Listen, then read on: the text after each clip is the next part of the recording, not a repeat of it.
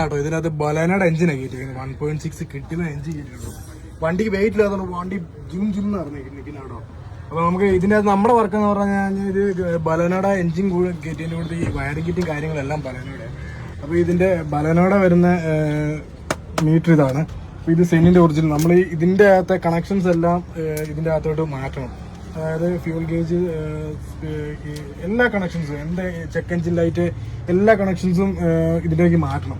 അപ്പം നമ്മളത് ഒന്ന് ട്രൈ ചെയ്യാൻ പോവാ. എത്രത്തോളം സക്സസ് ആകുമെന്ന് അറിയത്തില്ല. എങ്കിലും നമ്മൾ മാക്സിമം നമുക്ക് പറ്റുന്ന സാധനങ്ങളെല്ലാം നമ്മൾ ആ ബലേനയുടെ മീറ്ററിലുള്ള സകല സാധനങ്ങളും നമ്മൾ ഇതിലേക്ക് നമ്മൾ ലൂപ്പ് ചെയ്ത് കൊടുക്കാൻ പോകും കേട്ടോ. അപ്പം കൊടുത്ത് നമുക്ക് കാണിച്ചു തരാം കേട്ടോ. അപ്പൊ നമ്മൾ ഈ ബലേനയുടെ മീറ്റർ നമ്മൾ മൊത്തം ഇങ്ങോട്ട് മാറ്റി കേട്ടോ. ഇതിലേക്ക് മാറ്റി